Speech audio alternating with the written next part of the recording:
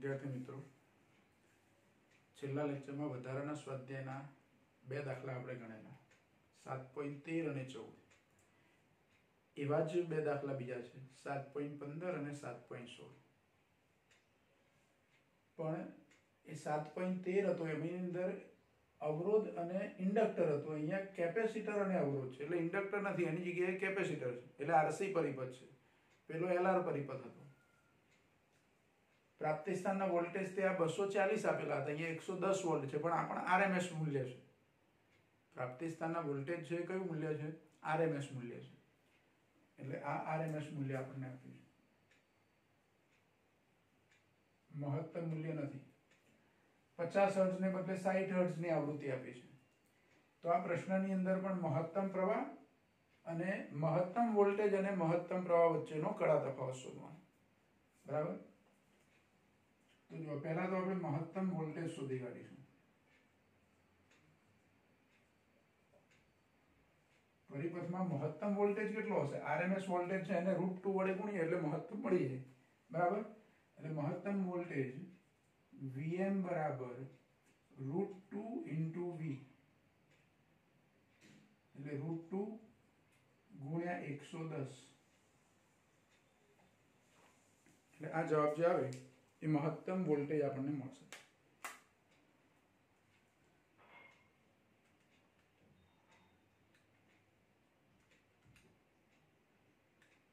એટલે 155.56 એવું મળે છે। એટલે 155.6 એવું લઈ શકીએ આપણે। 155.6 વોલ્ટ આ વીએમ મળે આપણને। 155.56 એવું હતું એટલે આપણે એને 155.6 લખ્યા। આ પહેલો જવાબ મળે। જો વીએમ ની આપણે આગળ જરૂર પડે છે એટલે હજુ આઈએમ આપણે શોધવાના છે। પછી આવૃત્તિ આપી છે ન્યુ 60 હર્ટ્ઝ, એની પરથી ઓમેગા શોધી કાઢવાના। એટલે ઓમેગા શોધી કાઢીએ। કોણીય આવૃત્તિ, ઓમેગા એટલે કોણીય આવૃત્તિ, કોણીય આવૃત્તિ ઓમેગા બરાબર 2π * ન્યુ એટલે 2 ગુણ્યા 3.14 ગુણ્યા 60। 50 હોત તો આ ગુણાકાર 314 થતો, આવૃત્તિ 50 હોત પણ 60 છે એટલે થોડો વધારે થશે। 6.28 ગુણ્યા 60 એટલે 376.8 આટલી આવૃત્તિ આપણને મળે છે। ઓમેગા બરાબર 376.8 રેડિયન પર સેકન્ડ કોણી આવૃત્તિ આટલી આપણને મળશે એટલે ઓમેગા મળી ગઈ।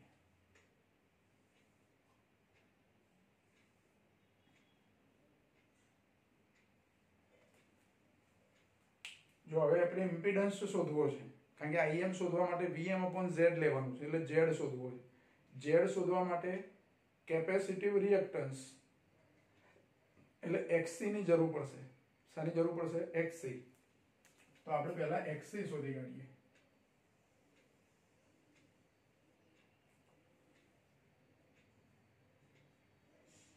XC बराबर 1/ωc એટલે 1 ભાગ્યા ઓમેગા નું મૂલ્ય આપણે શોધીશું 376.8 અને કેપેસિટન્સ આપણને આપ્યું છે જો અહીંયા 100 ગુણ્યા 10⁻⁶ માઇક્રોફેરાડે નું ફેરાડે કર્યું એટલે 10⁻⁴ ઘાત લખાય એટલે ડાયરેક્ટ અહીંયા 10⁻⁴ ઘાત, बराबर। अब 10⁻⁴ घात એટલે 10,000 ऊपर લઈ જઈએ તો 10,000 થાય અને એના ભાગ્યા 376.8 એટલે જે ભાગ કરાવે 10,000 ભાગ્યા 376.8 એટલે 26.53 આવું મળે છે આપણને। XC આપણને મળી ગયા 26.53 ઓહ્મ। જો XC આપણે અલગથી શોધી રાખવાના એટલે પેલું 1/ωc વારે ઘડીએ કરવું ના પડે, બરાબર। હવે ઇમ્પિડન્સ શોધીએ કે પરિપથનો ઇમ્પિડન્સ.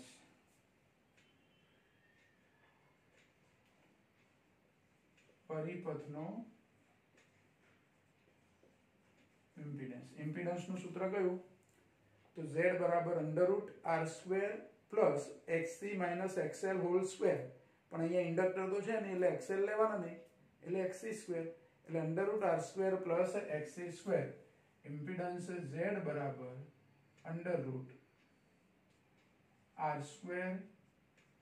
Plus xc². હવે r આપ્યા છે આપણને 40, એટલે 40 નો વર્ગ 1600, અથવા પેલા 40 નો વર્ગ એવું લખીએ આપણે. 40 નો વર્ગ વત્તા 26.53 નો વર્ગ, એટલે 40 નો વર્ગ આવશે 1600 વત્તા 26.53 નો વર્ગ કરીએ આપણે.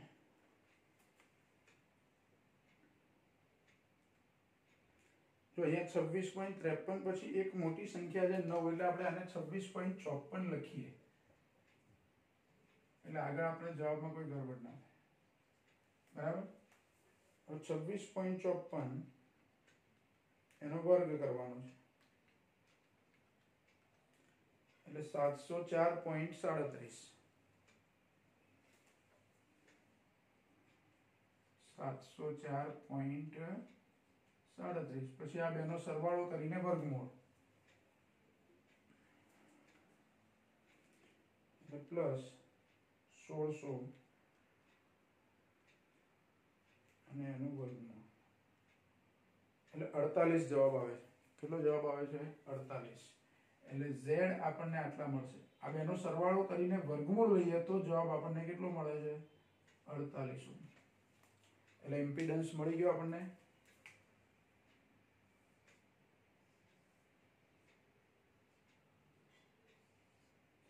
ચલો, ઇમ્પિડન્સ મળ્યો એટલે હવે આ બે પ્રશ્નોના જવાબ આપણને મળશે. એમાં IM શોધવા છે. પરિપથમાં મહત્તમ પ્રવાહ.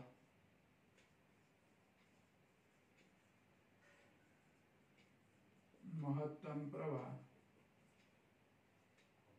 IM બરાબર Vm/z.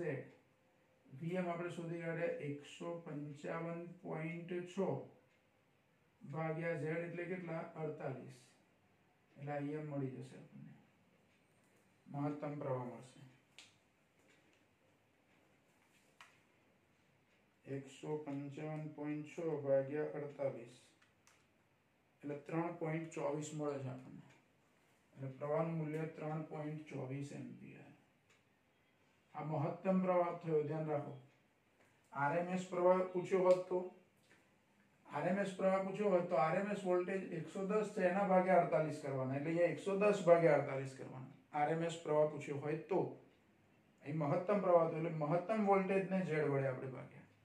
બરાબર? એટલે આ આપણને IM મળી ગયા.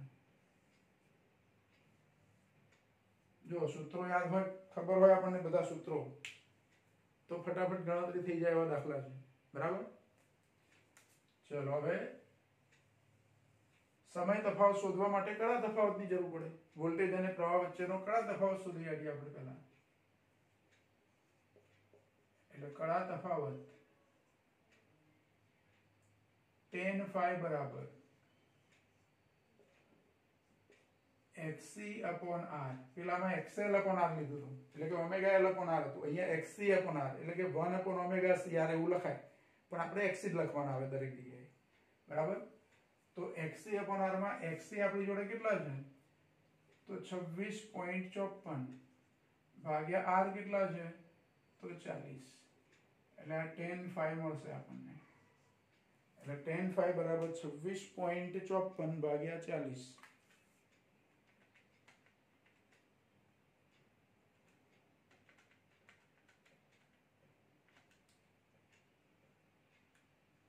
.6635 આવું મળે છે.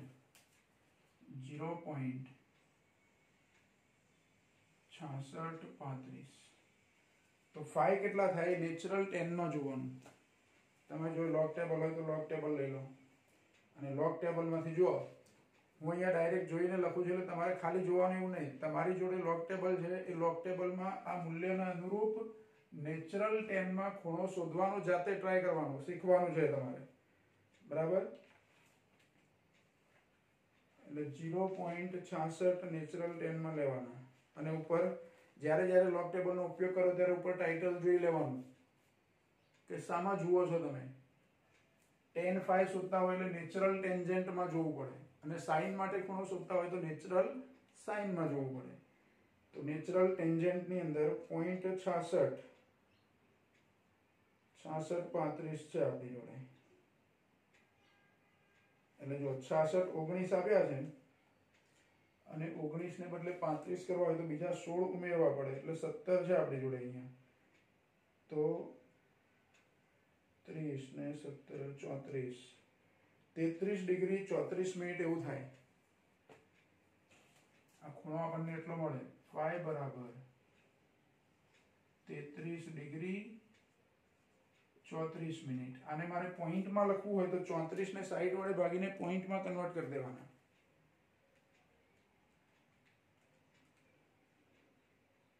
એટલે 0.57 જેવું મળે છે.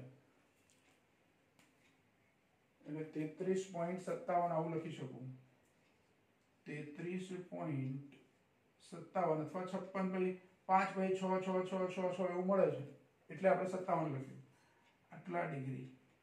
જો phi બરાબર 33.57 ડિગ્રી મળ્યું, પણ ડિગ્રીમાં નહીં રાખવાનું. આપણે આગળ દાખલામાં આપણે સમય તફાવત માટે phi ને રેડિયનમાં ફેરવવાના કીધેલા. એટલે phi બરાબર 33.57 ગુણ્યા પાઈ અપોન 180. પાઈનું મૂલ્ય 3.14, એટલે એ પ્રમાણે એને રેડિયનમાં ફેરવી દેવાના પહેલા. એટલે 33.57 ગુણ્યા 3.14 અને ભાગ્યા 180 એટલે 0.5856 આવું મળે છે. એટલે phi બરાબર 0.5856 આટલા રેડિયન. હવે સમય તફાવત શોધવાનો. કોની વચ્ચેનો? મહત્તમ વોલ્ટેજ અને મહત્તમ પ્રવાહ વચ્ચેનો સમય તફાવત. તો સમય તફાવત t બરાબર phi upon ઓમેગા આવું આપણે કીધેલું, અથવા ઓમેગા t બરાબર phi આવું યાદ રાખવાનું. દરેક વખતે પેલું sin cos વિધેયવાળું ને બધું લખીને જરૂર નથી એવી, એટલે સીધું જ આપણે યાદ રાખવાનું કે મહત્તમ વોલ્ટેજ અને મહત્તમ પ્રવાહ વચ્ચેનો સમય તફાવત. જો સમય તફાવતને હું t લખું કે ડેલ્ટા t લખું તો ચાલે, આપણે t લખીએ છીએ, બરાબર. તો t બરાબર phi upon ઓમેગા. phi કેટલા છે? તો 0.5856 ભાગ્યા ઓમેગા આપણે શોધેલા છે 376.8. એટલે આનો ભાગાકાર કરીએ એટલે આપણને સમય તફાવત મળે.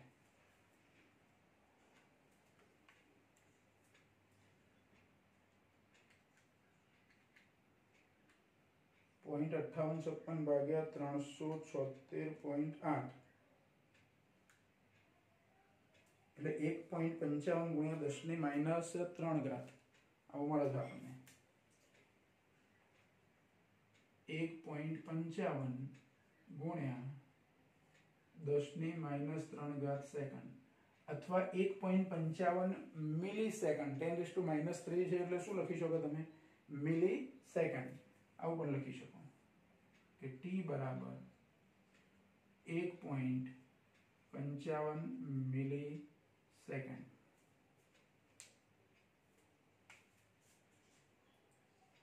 એટલે સમય તફાવત પણ મળી ગયો. એટલે આ પ્રવાહ મળ્યો તે આને નંબર આપી દઉં 5, તો આને નંબર આપી દઉં 6. જો પહેલો પ્રશ્ન આપણો આટલેથી શરૂ થાય છે અને બીજો પ્રશ્ન છે અહીંથી. અહીંયા આપણને બે જ પ્રશ્નો પૂછ્યા છે ને, પણ આ બેમાં એ ગણતરી કરવા માટે આ જે વધારાની જરૂર હતી એ પહેલા શોધી, પણ મૂળ પ્રશ્ન આપણો આટલેથી શરૂ થાય, બરાબર. એટલે IM મળી ગયા. અને બીજો પ્રશ્ન, સમય તફાવત શોધવા માટે કડા તફાવતની જરૂર પડે, એટલે કડા તફાવત શોધ્યા, પછી આપણે સમય તફાવત શોધ્યો, બરાબર. એટલે આ દાખલો કોના જેવો થયો? 7.13 જે હતો એના જેવો જ 7.15. પછી બીજો પ્રશ્ન જે પૂછ્યો છે એ આના જેવો જ છે, પણ ખાલી આવૃત્તિ અહીંયા બદલી કાઢી છે, બરાબર. પહેલા આ દાખલો ગણી લો, પછી આપણે પછીનો જે પ્રશ્ન ગણવાનો છે ગણીએ. આ દાખલો પહેલા તમે લખી લેશો.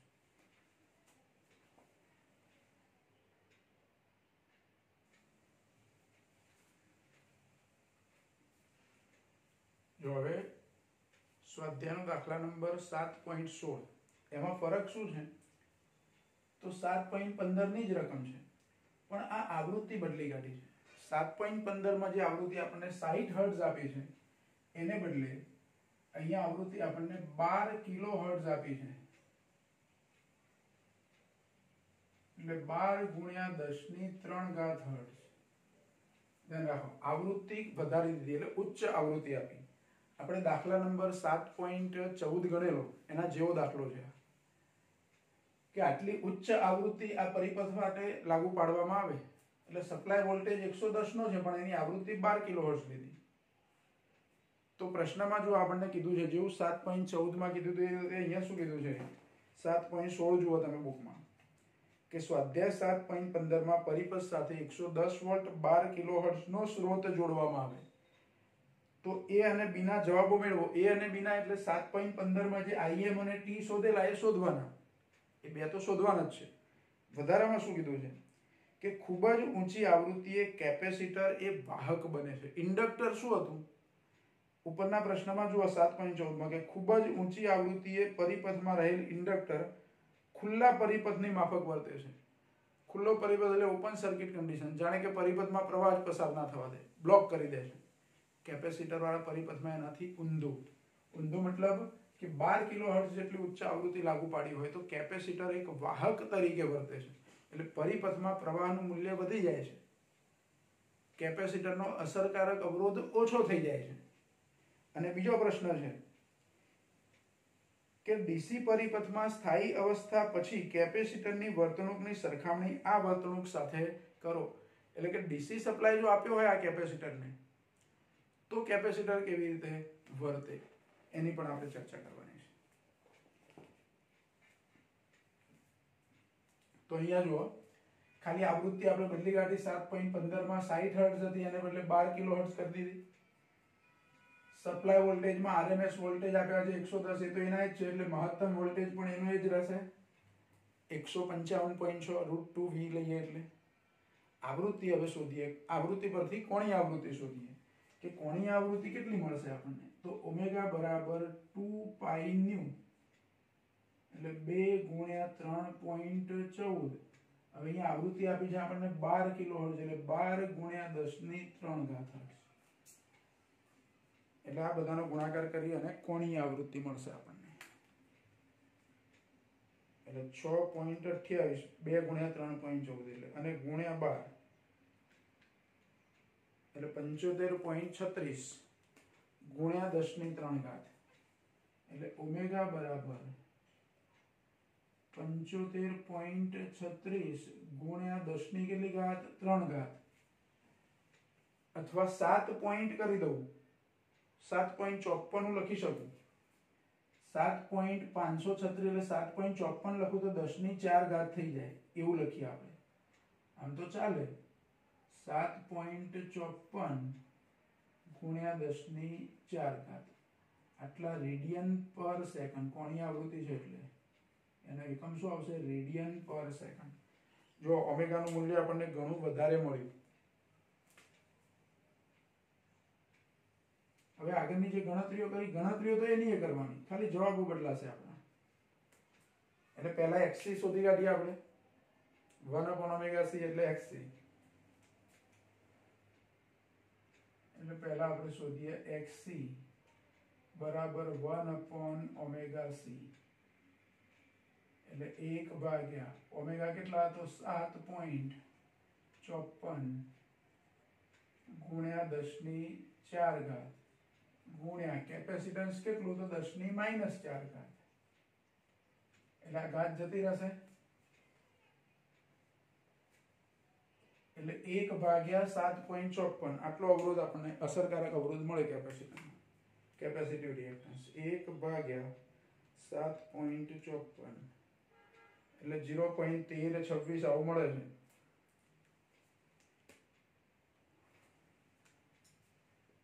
એટલે xc બરાબર 0.1326 એટલે 133 લખી દઉં કારણ કે અહીંયા 2 પછી પાછળ 6 આવે છે.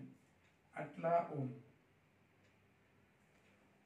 જો xc નું મૂલ્ય આ અવરોધ R જે 40 છે એની કમ્પેરિઝનમાં ઘણું જ ઓછું મળ્યું. એટલે ઇમ્પિડન્સમાં કેપેસિટરનો ફાળો ઘણો ઓછો કહેવાય. પેલામાં LR પરિપથમાં આપણે જ્યારે આવું ગણેલું 10 કિલોહર્ટ્ઝ ઉચ્ચ આવૃત્તિએ ત્યારે ઇમ્પિડન્સમાં કોનો ફાળો ઓછો હતો? તો અવરોધનો ફાળો ઓછો હતો. 100 ઓહ્મનો હતો તો એ કારણ કે એમાં ઓમેગા એલ નું મૂલ્ય ઘણું મોટું હતું એટલે કે XL નું મૂલ્ય ઘણું મોટું હતું. અહીંયા XC નું મૂલ્ય ઘણું ઓછું છે એટલે ઇમ્પિડન્સમાં કેપેસિટરનો ફાળો કેવો છે? ઓછો છે એવું કહી શકાય. એટલે ઇમ્પિડન્સ શોધીએ આપણે. પરિપથનો ઇમ્પિડન્સ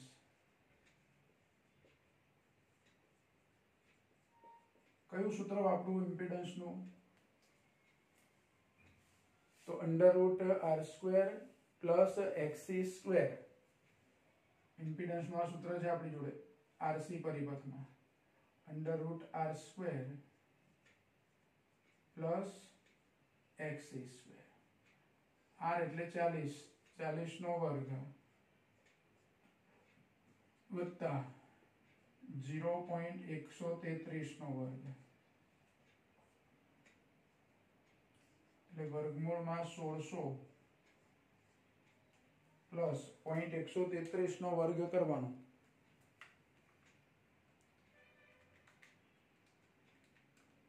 એટલે 0.017689 એવું મળે એટલે 0.018 લખી દઉં.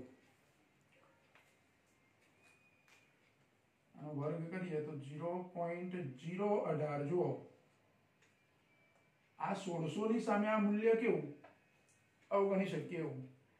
એટલે ધારો કે આ ના લઉં તો આપણો જવાબ 40 આવે 1600 નું વર્ગમૂળ અને આ ઉમેરીને લઉં તો એ લગભગ કેટલો આવે? 40 જ આવે. આપણે ઉમેરીને લઈએ જોઈએ કેટલું આવે છે કે 1600 ની અંદર કેટલા ઉમેરવાના? 0.018 આ ઉમેરી દીધા. હવે એનું શું લેવાનું? વર્ગમૂળ. તો વર્ગમૂળ આવું આવે છે જુઓ 40 પોઈન્ટ પછી 3 વખત 0 છે 0 0 0 40.000 અને પછી 22 એટલે લગભગ આપણો જવાબ શું થયો? 40 જ કહેવાય. એટલે ભલે આ ઉમેરીએ પણ આપણને જવાબ તો લગભગ 40 જેટલો મળે છે. જો આવો જવાબ મળે છે 40.000225 એટલે આશરે આ કેટલો થઈ ગયો? 40 ઓહ્મ. એટલે કેપેસિટરનો ફાળો ઇમ્પિડન્સમાં શું થયો? કંઈ નહીં, અવગણી શકીએ એટલો, બહુ ઓછો. બરાબર. એટલે Z મળી ગયા આપણને. એટલે Z લગભગ 40 જ છે. એ R જેટલા છે. જો એક પ્રશ્ન આપણે એવો પણ શીખ્યા હતા કે Z બરાબર R મળે પરિપથમાં ઇન્ડક્ટર હોય, કેપેસિટર હોય ને અવરોધ ત્રણેય હોય એટલે LCR પરિપથ હોય તો એ એક પ્રશ્ન આપણે એવો શીખ્યા કે જેમાં Z બરાબર R થઈ જાય. એકચ્યુઅલી Z નું સૂત્ર શું લેતા ત્યાં? √R² plus XC minus XL whole square. પણ XC અને XL ના મૂલ્યો આપણને સરખા મળતા હતા એટલે Z બરાબર R થતું હતું. અને એ પરિપથમાં Z બરાબર R થાય તો અનુનાદ થયું એવું કહેતા હતા. LCR શ્રેણી AC પરિપથમાં જ્યારે અનુનાદ થાય ત્યારે Z બરાબર R થાય. અહીં તો અનુનાદ નથી. અનુનાદ માટે કમ્પલસરી કેપેસિટર અને ઇન્ડક્ટર હોવા જોઈએ. આમાં તો ઇન્ડક્ટર છે જ નહીં તો પણ Z બરાબર R થાય. કેમ કે ઇમ્પિડન્સમાં કેપેસિટરનો ફાળો કેવો છે? બહુ જ ઓછો. કારણ કે કેપેસિટરનો અસરકારક અવરોધ છે 0.133 છે, સામે અવરોધ R 40 છે. તો આપણો જવાબ લગભગ 40 એટલે કે અવરોધ જેટલો જ મળે છે. ચલો Z મળી ગયા. હવે મારે શું શોધવાનું? IM મહત્તમ પ્રવાહ.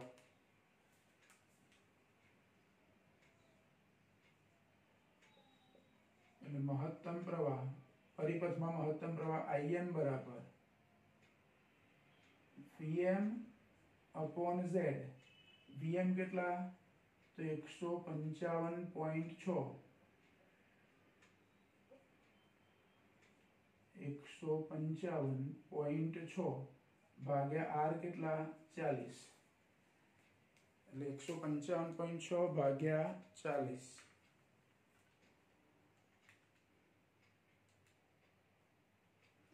એટલે 3.89 એટલે આશરે 3.9 જેવો મળે છે આપણને. Im બરાબર 3.89 એમ્પિયર. જો મહત્તમ પ્રવાહ આટલો મળે આપણને.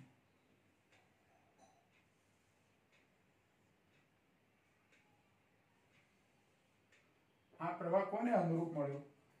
જાણે કે પરિપથમાં કેપેસિટર તમે જોડ્યું જ નથી, એકલો અવરોધ જોડ્યો છે, તો અહીંયા R લખી દઉં, Vm upon R એટલે 155.6 ભાગ્યા 40 એટલો જ જવાબ મળ્યો.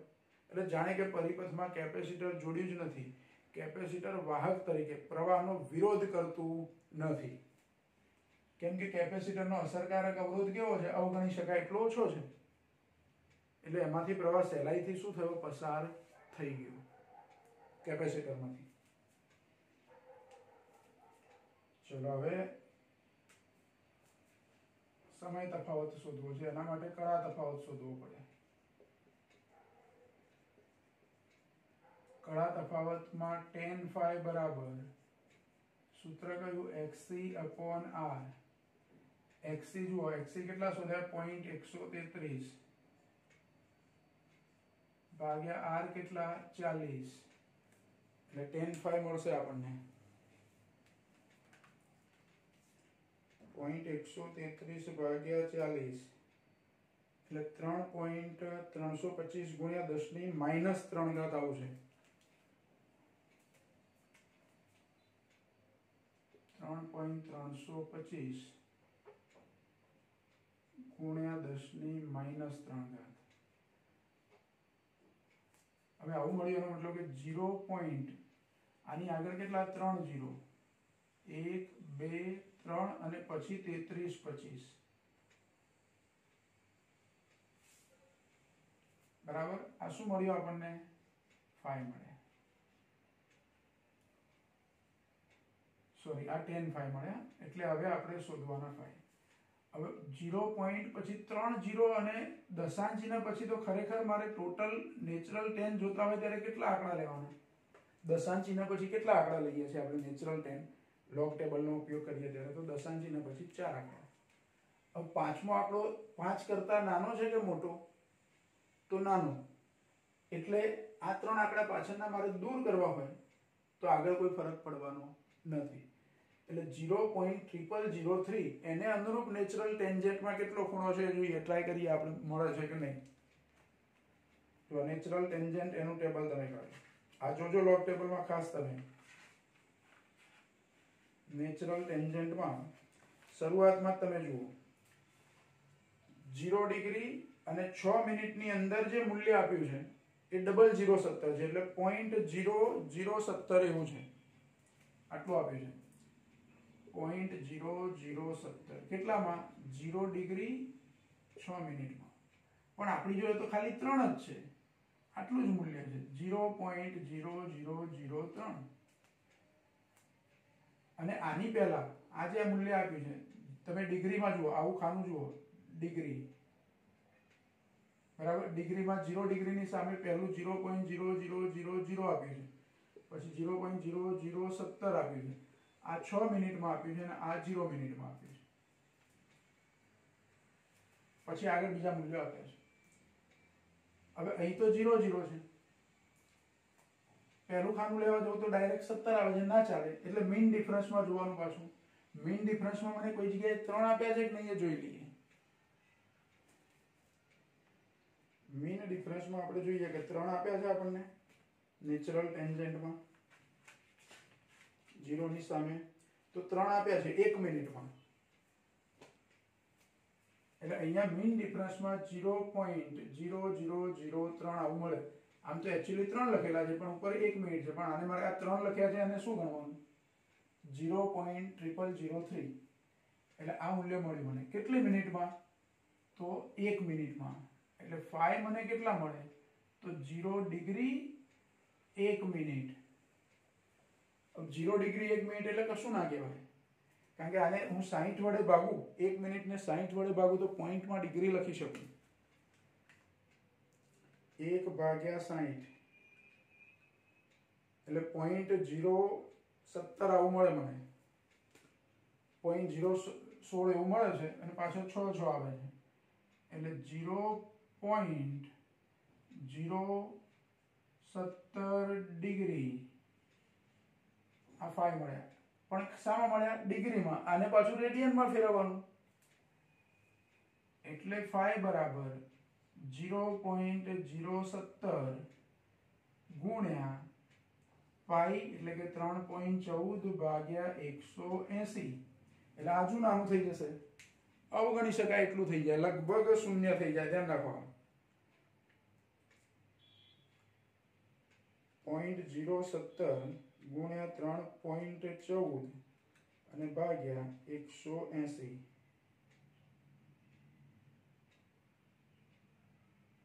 એટલે 2.96 ગુણ્યા 10⁻⁴ આવું મળે છે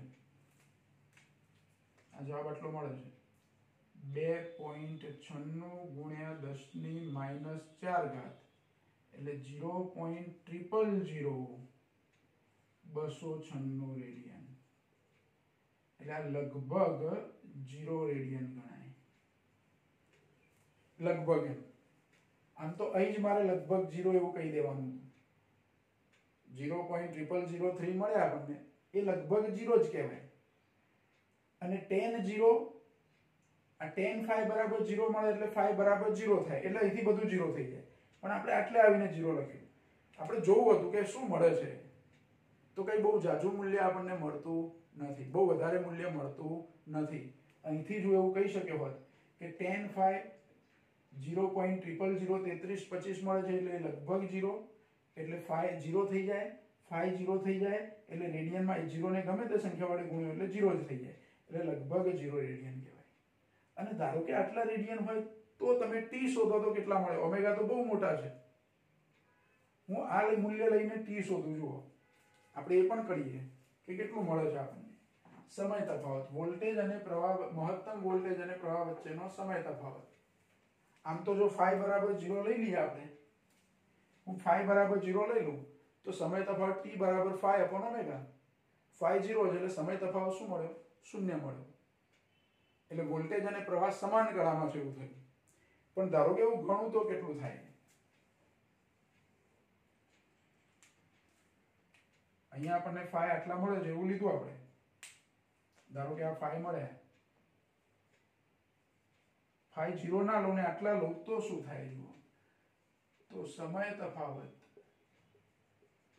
કોની વચ્ચેનો સમય તફાવત મહત્તમ વોલ્ટેજ અને મહત્તમ પ્રવાહ વચ્ચેનો તો એ સમય તફાવત t બરાબર phi upon ઓમેગા phi ની આ જે કિંમત મળે છે એ લઈ લઉં 0.0000296 ભાગ્યા કેટલા છે 7.54 ગુણ્યા 10⁴ 7.54 ગુણ્યા 10⁴ હવે આ સાદું રૂપ થોડુંક આપણી રીતે આપીએ આ પોઈન્ટ છે એને અહીંયા ખસેડી દો 2.96 લખું તો 10⁻⁴ થાય એટલે 2.96 ગુણ્યા 10⁻⁴ અને છેદમાંથી 10⁴ ઉપર આવે તો બીજી 10⁻⁴ ભાગ્યા 7.54 એટલે 10⁻⁴ કેટલી થઈ જશે તો -8 થશે હવે 10⁻⁸ એટલે લગભગ 0 જ કહેવાય એટલે જુઓ 2.96 ભાગ્યા 7.54 એટલે 0.39 મળે છે આપણને અહીંયા 0.39 મળ્યું અને 10⁻⁴ કેટલી -8 આટલી સેકન્ડ એટલે 3.9 લખું તો 10⁻⁹ સેકન્ડ એટલે 3.9 નેનો સેકન્ડ મળ્યું જ્યારે આગળનો દાખલો આપણે ગણેલો 7.15 તો એમાં આટલો ઓછો સમય નહોતો મળ્યો એમાં સમય આટલો બધો ઓછો મળતો નહોતો, એમાં કદાચ 10 ની -5 ઘાત કેવું કંઈક આવતું હતું, અને એની પહેલા 7.13 ગણ્યો, એમાં 3.2 માઇક્રોસેકન્ડ એટલે -3 ઘાત આવતી હતી, પણ અહીંયા તો 10 ની -9 ઘાત સેકન્ડ મળે છે, એટલે સમય તફાવત આપણને આટલો મળે. જો આનું સોલ્યુશન તમે જોશો કોઈ રેફરન્સ બુકમાં તો શું આપ્યું છે, આને 0 લઈ લીધા એટલે અહીંયા બધું 0, સમય તફાવત 0. અહીંયા આપણે સમય તફાવત આટલો લીધો એટલે આને લગભગ 0 ગણી શકું. સમય તફાવત લગભગ શું થયો? 0. સમય તફાવત લગભગ 0 થયો એટલે વોલ્ટેજ અને પ્રવાહની કળા સમાન થઈ. સમાન કળામાં છે. કયા પરિપથમાં? આરસી પરિપથ, પણ આવૃત્તિ ખૂબ જ ઉચ્ચ હોય ત્યારે. હવે જુઓ, આપણે અવરોધ શોધ્યો, ઇમ્પિડન્સ શોધ્યો, એમાં કેપેસિટરનો ફાળો કેવો? બહુ જ ઓછો. એટલે કેપેસિટરનો અસરકારક અવરોધ ઘણો જ ઓછો હોવાથી કેપેસિટર કેવી રીતે વર્તે છે? એ વાહક બની જાય છે. એટલે ખૂબ જ ઉચ્ચ આવૃત્તિ ધરાવતા આરસી પરિપથમાં આર અને સી અહીંયા આપ્યા છે, એટલે એ તારણ અહીંયા લખીએ આપણે નીચે, જે પ્રશ્ન અલગથી આપણને પૂછ્યો છે તે ખૂબ જ ઉચ્ચ આવૃત્તિ ધરાવતા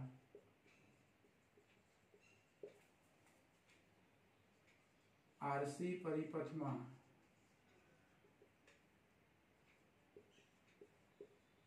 કેપેસિટરનો અસરકારક અવરોધ ઘણો જ ઓછો મળે છે. કેપેસિટરનો અસરકારક અવરોધ કેવો મળે છે? ઘણો જ ઓછો. તેથી ઇમ્પિડન્સમાં કેપેસિટરનો ફાળો ઘણો ઓછો છે.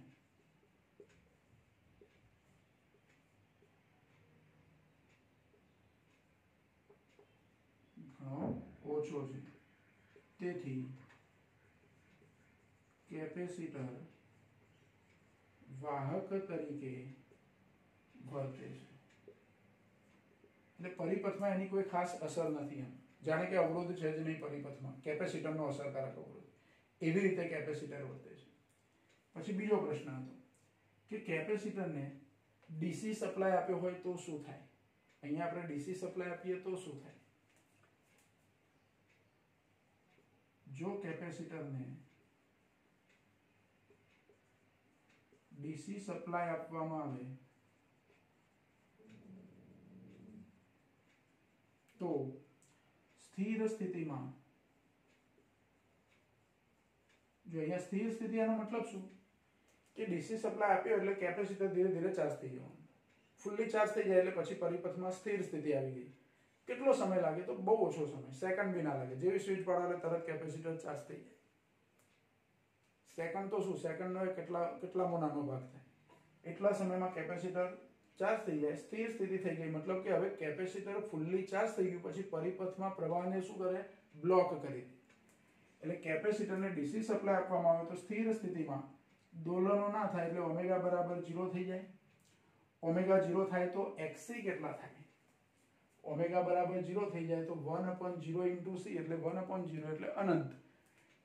એટલે માટે XC બરાબર 0 થાય. ઓમેગા બરાબર 0 થાય, તેથી XC બરાબર શું થાય?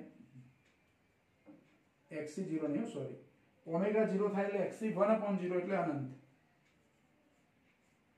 XC બરાબર શું થાય? અનંત થાય. અને XC અનંત થઈ ગયા એનો મતલબ કે જાણે પરિપથમાં પ્રવાહ જ વહેતો નથી, પ્રવાહને બ્લોક કરી દીધો કેપેસિટરે, પ્રવાહ વહેતો નથી એવી સ્થિતિ આવી ગઈ. એટલે ઓપન સર્કિટ કન્ડિશન આવી ગઈ. કઈ કન્ડિશન આવી ગઈ? Open circuit condition. તેથી પરિપથ ઓપન સર્કિટ કન્ડિશનમાં છે તેમ કહેવાય. પરિપથ કેવી સ્થિતિમાં આવી ગયો?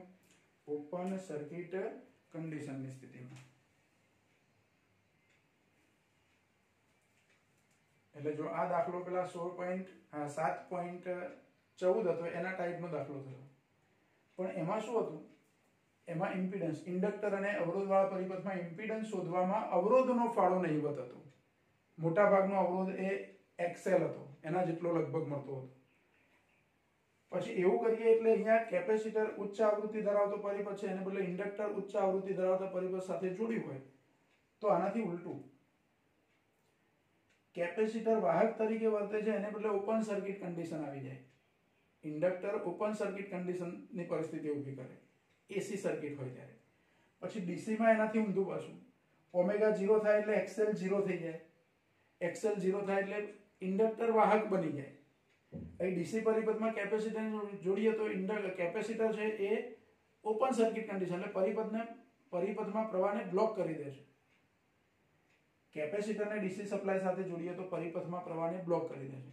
ઇન્ડક્ટરને ડીસી સપ્લાય સાથે જોડીએ તો પ્રવાહને એકદમ સહેલાઈથી પસાર થવા દે છે.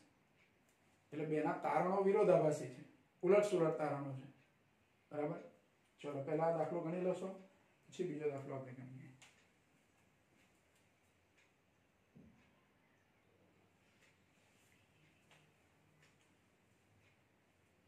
જો હવે એક દાખલો આપણે નાનો દાખલો ગણી લઈએ, હવે બહુ વધારે ટાઈમ નહીં લઈએ. વધારાના સ્વાધ્યાયમાં દાખલા નંબર 7.23 જે ટ્રાન્સફોર્મરનો દાખલો છે. કયો દાખલો છે?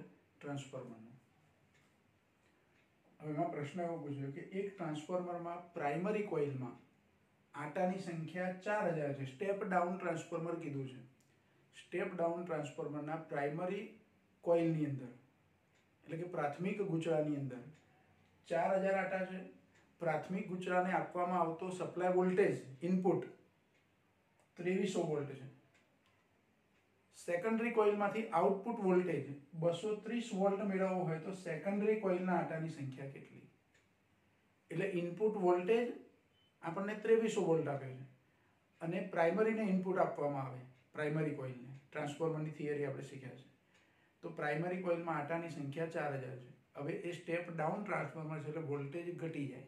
તો આઉટપુટની અંદર વોલ્ટેજ 230 વોલ્ટ લેવા હોય તો આઉટપુટની અંદર એટલે કે સેકન્ડરી કોઇલમાં આટાની સંખ્યા મારે કેટલી રાખવી પડે? તો આનું સૂત્ર આપણે તૈયાર કરેલું છે. આપણે યાદ રાખવાનું કીધેલું કે NS/NP બરાબર VS/VP. આવું સૂત્ર આપણી જોડે છે. ટ્રાન્સફોર્મર માટે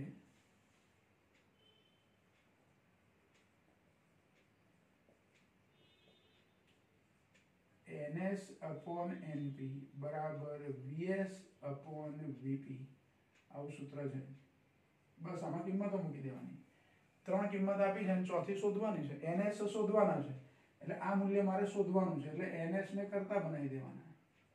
હવે VS, VP અને NP આ બાજુ આવે એટલે ગુણાકારમાં થઈ જાય. VS 230 છે. VS કેટલા છે? 230 અપોન VP 2300 છે. અને અહીંયા ગુણાકારમાં કેટલા આવશે? NP છે 4000. બરાબર? તો જો આ 1 1 0 અહીંયા જતો રહેશે, આ 1 0 અહીંયા જતો રહેશે, 23 ઉડી જશે એટલે વધ્યા કેટલા? 400. એટલે NS સેકન્ડરી કોઇલમાં આટાની સંખ્યા કેટલી રાખવી પડે? 400 આટા રાખવા પડે. એટલે અને કયું ટ્રાન્સફોર્મર થયું આ? Step down. કારણ કે વોલ્ટેજ ઇનપુટમાં 2300 વોલ્ટ આપીએ છીએ એ ઘટાડીને કેટલા કરી દેવાના છે? 230. એટલે સ્ટેપ ડાઉન થયું. બરાબર? આનાથી ઉલટું તમારે વોલ્ટેજ વધારવાના હોત તો અહીંયા 230 હોત ને અહીંયા 2300 હોત તો વોલ્ટેજ વધારવાના થયા હોત. તો સેકન્ડરીમાં આટાની સંખ્યા વધારે મળે. એટલે શું કરો છો તમે? સ્ટેપ અપ છે કે સ્ટેપ ડાઉન એની પર ગણતરી થાય. પણ સૂત્ર તો આપણું આ યાદ રાખવાનું. NS/NP બરાબર VS/VP. અને આના બરાબર પ્રવાહ માટે આપણે શું લીધેલું? ઇનપુટમાં પ્રવાહ ધારો કે IS હોય ને આઉટપુટમાં IP હોય તો IP/IS. આના કરતા ઉલટો ગુણોત્તર પ્રવાહ માટે. અહીંયા જો S ઉપર છે તો પ્રવાહમાં સેકન્ડરી ના આવે, ઉપર પ્રાઇમરી આવે. એટલે IP I primary upon I secondary. પ્રવાહ માટે ગુણોત્તર કેવો યાદ રાખવાનો? ઉલટો ગુણોત્તર યાદ રાખવાનો.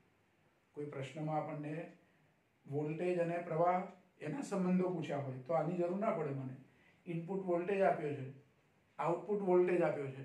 ધારો કે ઇનપુટ પ્રવાહ આપ્યો હોય ને આઉટપુટ પ્રવાહ શોધવાનું હોય તો VS अपॉन VP बराबर IP अपॉन IS આવું સૂત્ર આપણે વાપરવું પડે.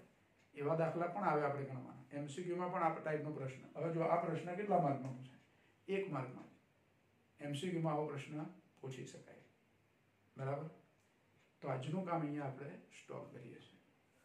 નેક્સ્ટ ટાઈમ હજુ પણ સ્વાધ્યાયની અંદર બીજા દાખલા છે. જો આપણે ડાયરેક્ટ 7.23 ગણ્યાનો મતલબ કે વચ્ચેના દાખલા નથી એવું નહીં. એ દાખલા પણ આપણે ગણીશું, પણ હવે એ દાખલા નેક્સ્ટ ટાઈમ ગણીશું.